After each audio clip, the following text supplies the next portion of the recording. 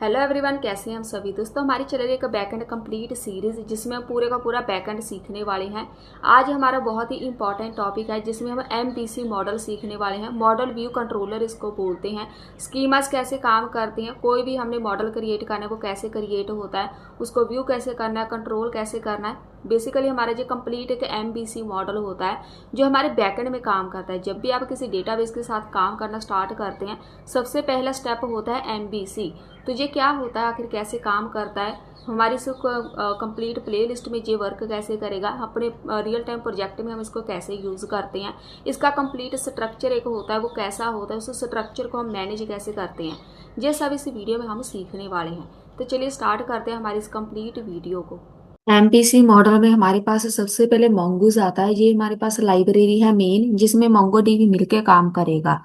Mongoose schema and model node JS में हम use करते हैं। मोंगूज का ये यूज तब होता है जब हम मोंगो डीबी के साथ काम कर रहे हैं। अगर आपने मोंगो डीबी को यूज करना है तभी इस लाइब्रेरी की जरूरत पड़ेगी, नहीं तो इसकी कोई जरूरत नहीं है। उसके बाद जो हमारे पास ओडीएम ओडीएम होता है, ऑब्जेक्ट डेटा मॉडलिंग लाइब्रेरी है। जो डेटाबेस का जो हमारे पास डेटाबेस होता है उसके डेटा को ऑब्जेक्ट के फॉर्म में हैंडल करता है। एक ऑब्जेक्ट बनता है उसका, उसके साथ हम अपने पूरे डेटाबेस को हैंडल कर सकते हैं। वो कैसे करेंगे वो हम देखेंगे नेक्स्ट एग्जांपल में। उसके बाद हमारे पास फर्स्ट स्टेप आता है जब भी आपने बैकएंड सीखना हो। सबसे पहले स्कीमा क्रिएट करते हैं। अब ये स्कीमा क्या होता है इसको एक एग्जांपल के साथ हम समझते हैं। यहाँ पे इसको एक ब्लू प्रिंट बोलते हैं, एक स्ट्रक्चर बोलते हैं कि आपका डेटाबेस जो होगा उसमें कैसी लुक आनी चाहिए, कौन सा डेटा हमने सेव करना है, क्रिएट करना है। ये डिपेंड करता है आपके प्रोजेक्ट के ऊपर। मान लो आपने किसी स्टूडेंट का डेटाबेस क्रिएट करना है, उसके जो स्कीमा है उसकी लुक कैसी होगी, ब्लू प्रिंट कैसा होगा। तो ये हमने एक एग्जांपल बनाई है। एक स्टूडेंट मीन होगा हमारे पास, जिसको हम टेबल भी बोल सकते हैं, जो मीन डेटाबेस बोल सकते हैं। इसमें जो स्कीमाज हम क्रिएट करेंगे, एक नेम होगा, एक एज, एक कोर्स, एक डेट ऑफ ज्वाइनिंग, या फिर जो भी होगा उसका मार्क्स वगैरह है, उसकी पर्सनल डिटेल है। जितनी भी स्टूडेंट की पर्सनल डिटेल या जितनी डिटेल होती है वो सारी की सारी स्टूडेंट स्कीमा में आएगी। ऐसे ही हर एक प्रोजेक्ट की एक स्कीमा क्रिएट करते हैं। अगर आपके पास इंप्लॉय का प्रोजेक्ट है, सेम ऐसे ही इंप्लॉय का डेटा आएगा। अगर आपके पास ई कॉमर्स वेबसाइट है, उसका स्कीमा जो क्रिएट करेंगे प्रोडक्ट के रिलेटेड होगी। प्रोडक्ट की सारी डिटेल हम इसमें ऐड करेंगे। उसके बाद हमारे पास मॉडल आता है। मॉडल एक जावास्क्रिप्ट ऑब्जेक्ट होता है जो हमारे स्कीमा का, जो हमने अभी स्कीमा क्रिएट की है, उसको मोंगोडीबी के कलेक्शन में मैप करता है। अब ये मैप कैसे करता है, ये होता क्या है, ये भी हम एग्जांपल के थ्रू समझेंगे। इस मैप के साथ हम इस पूरे के पूरे डेटाबेस के ऊपर create, read, update, delete operation यहाँ पे परफॉर्म कर सकते हैं। मतलब अपने अपने पूरे डेटाबेस को एक्सेस कर सकते हैं। अगर आप डिलीट करना चाहते हैं डिलीट कर सकते हैं मॉडल के थ्रू। अगर आपने एडिट करना है एडिट कर सकते हैं। इसको कोडिंग के थ्रू हम समझते हैं एमबीसी एक्चुअल में होता कैसे है, कैसे काम करता है, मॉडल व्यू कंट्रोलर की लुक कैसी होती है, कौन सा हमारे पास बेस्ट मेथड रहेगा, ये हम इस वीडियो में सीखेंगे। सबसे पहले हमारे पास इंस्टॉल होना चाहिए मोंगोस। ये पहला स्टेप होता है कि मोंगोस हमारे पास होना ही चाहिए। उसके बाद आपने मोंगो डीबी के साथ कनेक्शन क्रिएट करना है। तो ये हमने कनेक्शन क्रिएट किया है। यही से ही हमारा एमबीसी जो मॉडल है, मॉडल व्यू कंट्रोलर, जहाँ से स्टार्ट हो जाएगा। हमारे पास अभी तक जो जितना भी कोड हम लिख रहे थे, सारे का सारा एक इंडेक्स डॉट जेएस फाइल है। हम सारा कोड इसमें लिखते थे, लेकिन जब आप कोई रियल टाइम प्रोजेक्ट बनाते हैं, जब वर्किंग प्रोजेक्ट बनाते हैं, जैसे किसी कंपनी का प्रोजेक्ट होता है, वहां पे हम सारा कोड अपनी मेन फाइल में नहीं लिखते जैसे इंडेक्स डॉट जेएस है। तो हम इसको एक अलग फोल्डर में बना देते हैं जिसको हम एमबीसी बोलते हैं। एक मॉडल होता है, एक व्यू होता है, एक कंट्रोलर होता है। तो वो कैसे क्रिएट करना है, सबसे पहले तो हम एक कनेक्शन क्रिएट करेंगे, एक अलग फाइल बनाएंगे। जहाँ पे ही आते हैं हम, हम एक नई फाइल बनाते हैं, db.js। जो भी आपने कनेक्शन क्रिएट किया है, ये सारे का सारा कनेक्शन हम यहाँ से रिमूव करेंगे। कंट्रोल एक्स किया, यहाँ पे आना है डॉट डीवीएस में, db.js में। तो यहाँ पे सबसे पहले इंपोर्ट करना है आपने mongoose। ये हमारे पास एक कनेक्शन की अलग फाइल बन जाएगी। इसके साथ पूरा कोड मैनेज करना बहुत इजी होता है क्योंकि हमारे पास अलग अलग पेज बन जाते हैं, तो वहां पे हम इसको इजीली एक्सेस कर पाएंगे। तो मैंने इंपोर्ट कर लिया मोंगूज को। उसके बाद हमने कनेक्शन क्रिएट करना है। जो मैंने वहां पे स्ट्रिंग लिखी थी सेम मैंने यहाँ पे स्ट्रिंग लिखी हुई है। ये हो गया हमारे पास db.js, जिसमें हम अपना मोंगो डीबी का कनेक्शन क्रिएट करेंगे। इसको एंटर करो। इसको हम स्टार्ट भी कर देते हैं साथ में। cdabc index.js। फिलहाल मैं उस फाइल को एग्जीक्यूट करूंगी जो हमारी मेन फाइल है। इसको हम सर्वर फाइल बोलते हैं। ये मेरे पास सर्वर फाइल है index.js। हमारे पास ये वाली जो होगी ये एक कनेक्शन फाइल होगी। सेम ऐसे ही हम अलग अलग फोल्डर क्रिएट करेंगे। हम चलते हैं वापस अपने db.js में। इधर मेरे पास है एक एरर है, पहले तो ये सेमी कॉलन नहीं आना, और जहाँ पे मैंने इंपोर्ट लिखा है जहाँ पे कॉन्स्ट आना है, क्योंकि हम एक कॉन्स्ट क्रिएट करेंगे तो एरर हमारे पास ये रिमूव हो जाएगी। चलिए, ये हमारे पास फर्स्ट स्टेप है कि आपने एक अलग फाइल में कनेक्शन क्रिएट करना है। पहला स्टेप हमारे पास कंप्लीट हो गया। नेक्स्ट चलते हैं मॉडल की तरफ। हमने एक मॉडल क्रिएट करना है, तो जो मैं ये वाला सब डिलीट कर रही हूँ इसको बाद में ही लिखेंगे। आपके पास ऐसी लुक होनी चाहिए अपनी फोल्डर की। सबसे पहले एक फोल्डर बना लो यहाँ पे, जिसमें हम सारे मॉडल्स रखेंगे। एक प्रोजेक्ट क्रिएट करेंगे, इसमें बहुत सारे मॉडल्स होते हैं। सबसे पहले हम नाम रखेंगे स्टूडेंट मॉडल नाम। जो भी आपके पास मॉडल होगा, जैसे इम्प्लॉय का डेटा है तो जो वहां पे आप लिख सकते हैं एम्प मॉडल। अगर स्टूडेंट का है तो स्टूडेंट मॉडल। अगर प्रोडक्ट का है तो यहाँ पे प्रोडक्ट मॉडल। ऐसा नाम इसलिए रखते हैं ताकि हमें बाद में जाके पता चल जाए कि हमने किस नाम से इसको सेव किया था। कोई भी नाम रखो, .js से इसको सेव करना है। सबसे पहले मॉडल कैसे डिफाइन करते हैं, एक कॉन्स्ट क्रिएट करेंगे मॉन्गूस नाम से। रिक्वायर लगाएंगे अपनी मेन लाइब्रेरी। एक कॉस्ट क्रिएट करो। ये हमारे पास मेन होगा स्टूडेंट स्कीमा। कोई भी नाम रखो, बेसिकली हम इसको स्कीमा क्रिएट करना बोलते हैं। यहाँ पे न्यू, यहाँ पे आएगा मॉन्गोस, मॉन्गोस डॉट स्कीमा। अब ये मैंने जो स्कीमा कीवर्ड रखा है इसको हम चेंज नहीं कर सकते, ये एज इट इज रहेगा। इसी के साथ पता चलेगा कि हम यहाँ पे स्कीमा क्रिएट कर रहे हैं। अब यहाँ पे आपने इसको बोलना है कि आपने डेटाबेस में क्या क्या ऐड करना है। मैं चाहती हूँ स्टूडेंट का एक नेम हो। ये आपके फ्रंट एंड पे डिपेंड करेगा कि आपने स्टूडेंट की कौन सी डिटेल ऐड करनी है। तो मैं यहाँ पे नेम डमी रख रही हूँ। इसकी एक डेटा टाइप होती है। इसको रिक्वायर्ड बना देंगे। रिक्वायर्ड बनाने का मतलब है कि इसको कोई भी यूजर स्किप नहीं कर सकता। तो यहाँ पे रिक्वायर्ड इसको ट्रू रख दो। ये कंपलसरी है फिल करना, जैसे हमारे पास फॉर्म में होता है। ये वाली फील्ड कोई भी यूजर स्किप नहीं करेगा। नेम कंपलसरी है। एक इसमें एज रख दो। एज की डेटा टाइप रखनी है तो यहाँ पे आपने नंबर रखना है। रिक्वायर्ड इसको भी लिखेंगे ताकि इसको भी कोई स्किप ना कर पाए, तो आप रिक्वायर्ड ट्रू रखेंगे। सिर्फ दो ही हम रखेंगे यहाँ पे कीवर्ड। लास्ट में इसको हमेशा ही मॉडल को एक्सपोर्ट किया जाता है। जो एक्सपोर्ट क्यों करते हैं वो हम दूसरे स्टेप में समझेंगे। यहाँ पे इसको एक्सपोर्ट करने का मेथड है ये mongoose डॉट मॉडल। यहाँ पे आपने नाम रखना है स्टूडेंट। कोई भी नाम रखना है, बस इसको हम एज अ स्टूडेंट एक्सपोर्ट करने वाले हैं। कोई भी नाम रखना है आपने, बेशक एबीसी रख लो। अब इसको कॉपी करना है, स्टूडेंट स्कीमा को यहाँ पे पास कर दो। ये हमारे पास कंप्लीट एक मॉडल रेडी है। सेम ऐसे ही आपके प्रोजेक्ट के मॉडल बनते हैं। कई बार 10 बनते हैं, कई बार 20 बनते हैं, जितना बड़ा आपका प्रोजेक्ट होता है। स्टूडेंट का आपके पास पूरा प्रोजेक्ट है तो एक स्टूडेंट का मॉडल बनेगा। उसके बाद एक मॉडल हो सकता है उसके मार्क्स का बने, क्योंकि मार्क्स को हम अलग से ऐड करेंगे। उसके बाद इसका रिजल्ट हो सकता है। उसके बाद अगर टीचर का भी है साथ में कोई काम तो हम टीचर का एक अलग से मॉडल क्रिएट करेंगे। एक मॉडल क्रिएट हो गया, लास्ट में इसको हमेशा ही एक्सपोर्ट किया जाता है। नेक्स्ट चलते हैं कंट्रोलर की तरफ। फोल्डर पे आना है आपने। जैसे मॉडल का फोल्डर है सेम ऐसे एक फोल्डर क्रिएट कर लो। कोई भी नाम रखो। कंट्रोलर्स नाम रखेंगे ताकि पता चल जाए सारे कंट्रोलर यहाँ पे होते हैं। अब मॉडल में सिर्फ और सिर्फ हम ब्लू प्रिंट ऐड करते हैं कि कैसा डेटा हमने सेव करना है। कंट्रोलर में इसकी मेन वर्किंग होती है। तो यहाँ पे जो कंट्रोलर आएगा, इसका नाम एक रख देते हैं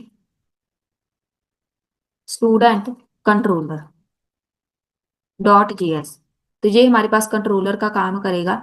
जो वर्किंग होगी, जो एपीआई क्रिएट करेंगे वो सारी कंट्रोलर के बीच हम करते हैं। Const student. अब यहाँ पे हमने मॉडल का नाम रखा था स्टूडेंट। यहाँ पे हमें इसकी जरूरत पड़ेगी। ये वाला जो नाम रखा था इसको आपने यूज करना है। मैंने स्टूडेंट रखा था ना ये वाला, बस इसी को हम यूज करेंगे अपने यहाँ पे कंट्रोलर पे। ताकि पता चल जाए डेटा कहाँ से आना है कहाँ पे जाना है। तो मैं यहाँ पे इस मॉडल को यूज करके, कहाँ मॉडल है मेरे पास, आपने लिखना है फोल्डर का नाम मॉडल्स, उसमें स्टूडेंट मॉडल नाम से मैंने एक पेज क्रिएट किया था, बस ये लिखना है आपने, आपका मॉडल इंपोर्ट हो जाएगा यहाँ पे।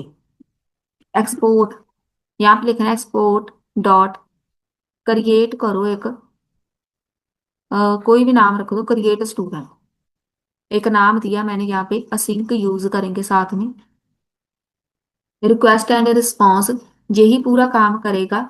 कंट्रोलर सर्वर पे जाएगा, वहां से डेटा लेके भी आएगा और डेटा सेव भी करेगा। तो यहाँ पे ट्राई कैच लगाएंगे सिंपल, आपका यहाँ पे मेथड आएगा स्टूडेंट न्यू। अब यहाँ पे आपने मॉडल का नाम रखना है। इस मॉडल में मैंने डेटा को सेव करना है या फिर क्रिएट करना है, जैसे भी जो भी क्यूरी आपने लगानी है, जो भी एपीआई क्रिएट करनी है, सारी की सारी एपीआई हम यहाँ पे लिखेंगे। पहले हम क्या कर रहे थे, इंडेक्स डॉट जेएस में सारे का सारा डेटा लिख रहे थे। अब हम अलग फोल्डर बना रहे हैं। तो यहाँ पे हमने अवेट लगाना है, ये जस्ट एग्जांपल है, इसको बाद में अलग से समझेंगे प्रोजेक्ट के साथ। डेटा ये सेव कर देगा मोंगोडीबी में। ये हमारी एपीआई हो गई। अगर डेटा सेव हो जाए, रिस्पॉन्स डॉट स्टेटस 201 मतलब ओके का स्टेटस होगा, एक मैसेज प्रिंट करा दो सक्सेस का, तो हमें पता चल जाएगा कि हमारा डेटा सेव हो चुका है। ये हो गया हमारे पास कंट्रोलर। अब ये जो कंट्रोलर है, यहाँ पे हमने लास्ट में इसको एक्सपोर्ट करना है। तो यहाँ पे लिखो एक्सपोर्ट डॉट, यहाँ पे मैंने लिखा था, चलिए इसको रहने देते हैं, हमने डायरेक्ट यहाँ पे एक्सपोर्ट लगा दिया। अगर आप ये एक्सपोर्ट यहाँ पे यूज नहीं करते तो आपको लास्ट में लगाना होता है, तो मैंने यहाँ पे डायरेक्ट एक्सपोर्ट लगा दिया। इसके साथ आपके पूरे का पूरा कंट्रोलर है वर्किंग में आ जाएगा आपकी मेन सर्वर वाली वाली फाइल पे। सर्वर वाली फाइल कौन सी है, इंडेक्स डॉट जेएसपी। एक यहाँ पे लगेगा कैच,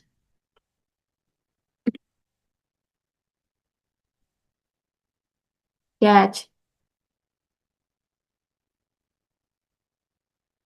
यहाँ पे लगेगा एक स्टेटस।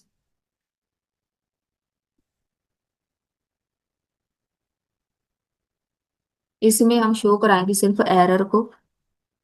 अगर हमारे पास वर्किंग में नहीं है हमारा पूरा कोड, तो एक एरर शो हो जाए।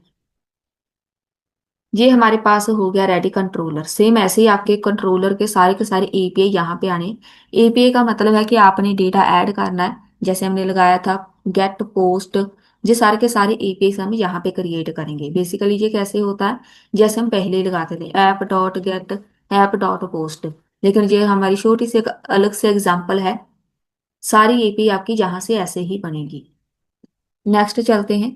अब बारी आती है यहाँ पे रूट क्रिएट करना है हमने। पहले हमने स्कीमा क्रिएट किया मॉडल, उसके बाद कंट्रोलर क्रिएट किया, अब हम क्रिएट करेंगे रूट। रूट मतलब हमने सर्वर को बताना है कि हमारी फाइल कहाँ पे रखी है। स्टूडेंट रूट, यहाँ पे ये नाम लिख दिया। एक कॉन्स्ट क्रिएट करो एक्सप्रेस नाम से, रिक्वायर एक्सप्रेस। एक और कॉन्स्ट क्रिएट करो राउटर नाम से। यहाँ पे आपने राउटर को इंपोर्ट करना है। राउटर के साथ ही आपके मेन सर्वर फाइल में पता चलेगा कि हमारे पास मॉडल किधर लिखा है, हमने किधर सेव किया है, कंट्रोलर कहाँ पे रखा हुआ है, रूट कहाँ पे है।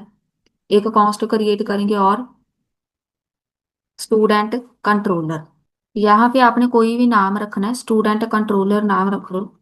स्टूडेंट कंट्रोलर रिक्वायर लगाएंगे, हमने यहाँ पे कंट्रोलर क्रिएट किया था, मेरे पास है कंट्रोलर्स वाला एक फोल्डर, और उसमें स्टूडेंट कंट्रोलर वाली एक फाइल क्रिएट की थी हमने, ये वाली। तो ये हमारे पास हो जाएगा कंट्रोलर एक्सेस। पहले राउटर लगाओ। एक एपीआई होगी मेरे पास, कोई भी एपीआई, पोस्ट नाम से एपीआई है, तो यहाँ पे लिखेंगे पोस्ट। जितनी एपीआई हम पहले क्रिएट कर रहे थे, गेट की एक अलग होगी, पोस्ट की अलग होगी, उसके बाद पुट करना है, डिलीट करना है। बस ऐसे आपने यहाँ पे सारी की सारी राउटर के साथ एपीआई ऐड कर देंगे। तो यहाँ पे हम लिखेंगे स्टूडेंट कंट्रोलर में एक क्रिएट स्टूडेंट वाली एक एपीआई है अभी जो मैंने क्रिएट की थी। तो हम यहाँ पे चलते हैं, ये मेरे पास है क्रिएट स्टूडेंट वाली एक एपीआई, तो इसको मैं यहाँ पे यूज कर रही हूँ। यहाँ पे आना है, एक बन गई। सेम ऐसे ही आपने चार बना देनी है। पहले पोस्ट है, उसके बाद एक गेट है, एक होगी हमारे पास पुट, एक होगी डिलीट। ये हमारे पास कंप्लीट फॉर्मेट होता है जो हमारे पास रियल टाइम कोड करते हैं। यहाँ पे ऐसे ही हम इसको यूज करते हैं। तो यहाँ पे लास्ट में इसको एक्सपोर्ट करो, module dot dot export router.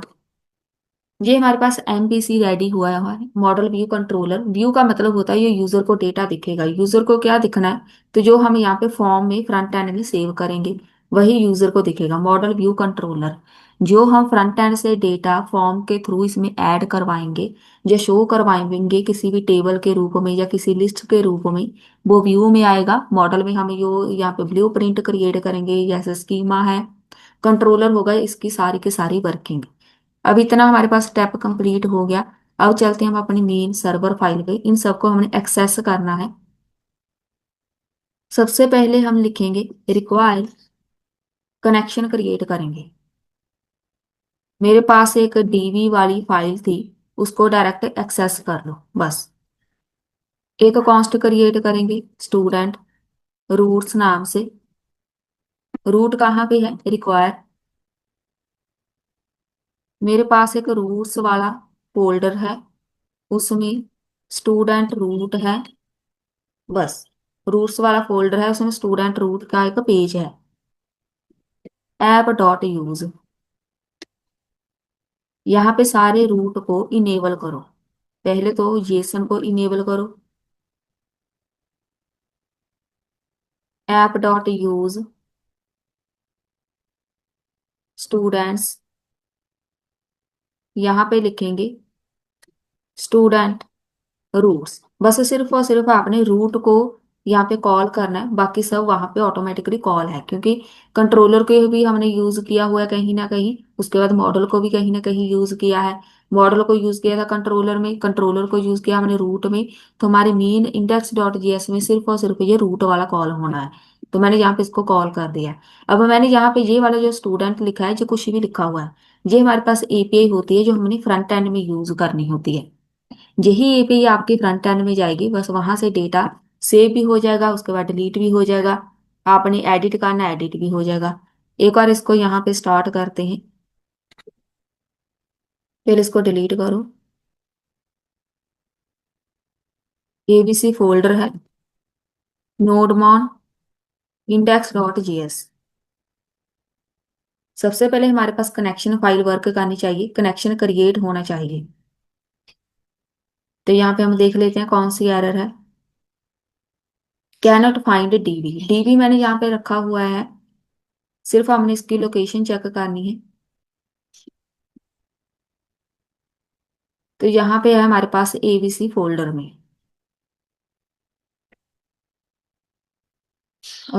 यहाँ पे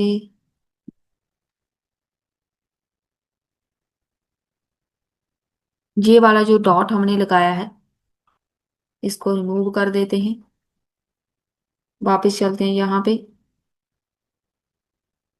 हमारे पास जो एरर आ रही है उसको ये फाइल नहीं मिल रही डीबी डॉट जीएस। पहले तो यहाँ पे हम आके इसको एक्सपोर्ट कर देते हैं। यहाँ पे हम लिखेंगे mongoose, तो ये एक्सपोर्ट हो जाएगी। अब मेरे पास जो डीबी डॉट जीएस है, जो इंडेक्स डॉट जीएस की मेन डायरेक्टरी में होनी चाहिए। तो मैं इसको कंट्रोल ए करके कंट्रोल एक्स कर रही हूँ। हमने इसको एबीसी वाले फोल्डर में रखना था, क्योंकि इसकी डायरेक्टरी चेंज हो रही है। तो मेरे पास यहाँ पे आना चाहिए डीबी डॉट जीएस। यहाँ पे ये वाला जो डीबी डॉट जीएस है, इसको मैं रिमूव कर रही हूँ। ये बहुत ही इंपॉर्टेंट स्टेप है। जिधर आपके पास मेन फाइल होती है उसी डायरेक्टरी में हमारे पास फाइल्स आनी चाहिए। अब हमारे पास जो एरर आनी है वो सेम एरर है, रूट स्टूडेंट रूट। तो यहाँ पे मेरे पास ये वाला जो फोल्डर है रूट वाला, वो भी एबीसी वाली डायरेक्टरी में होना चाहिए। तो मैं इसको ऐसे मूव कर रही हूँ, एबीसी वाली डायरेक्टरी में जहाँ पे आके पेस्ट करना है। सब कुछ आपके पास मेन यहाँ पे होना चाहिए एबीसी वाली डायरेक्टरी में। यहाँ से हम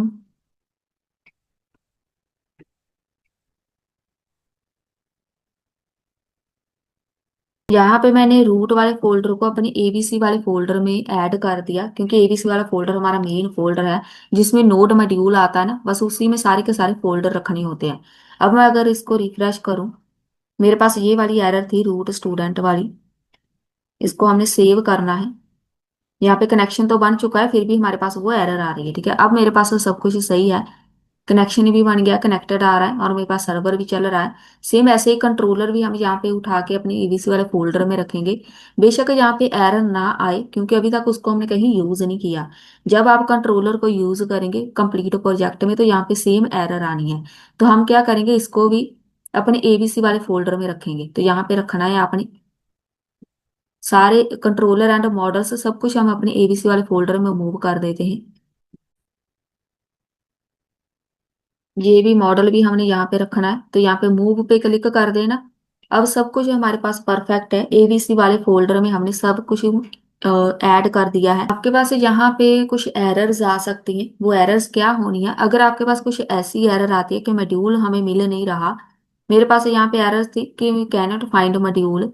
ये तब एरर आती है जब आपके पास पाथ गलत होता है। पाथ का मतलब है, अगर आपके पास एक फोल्डर है उसमें कोई फाइल पड़ी हुई है, तो हम यहाँ पे डबल डॉट लगाएंगे। ठीक है, अगर हमारे पास यहाँ पे कोई फोल्डर नहीं है, ओपन फाइल है जैसे db.js है, तो यहाँ पे कोई हमारे पास फोल्डर नहीं है, तो यहाँ पे हमने सिंगल डॉट लगाना है। तो मेरे पास है यहाँ पे कनेक्शन भी बन चुका है, मेरे पास यहाँ पे सर्वर भी चल रहा है। मैंने यहाँ पे डबल डॉट लिखा है क्योंकि यहाँ पे एक कंट्रोलर वाला फोल्डर है, उसके अंदर ये वाली फाइल है। मॉडल्स के अंदर है एक ये वाला, मॉडल वाला पहले हमारे पास फोल्डर है, उसके बाद ये वाली फाइल है। तो सेम हमने यहाँ पे रूट लिखना होता है, डबल डॉट लगानी है हमेशा ही अगर आपके पास एक फोल्डर के अंदर फाइल रखी हुई है। अगर आपके पास ये सब सही चल रहा है, इसका मतलब हमारे पास सारे के सारे पाथ, सारे के सारे रूट इसको मिल रहे हैं। बस ये अपनी बातें ध्यान में रखनी है, आपके पास ये सब एक्सेस होना चाहिए। बस यही था हमारा आज का मेन टॉपिक, ये हमारी वीडियो बहुत ही इंपॉर्टेंट थी। मिलते हैं फिर नेक्स्ट वीडियो में।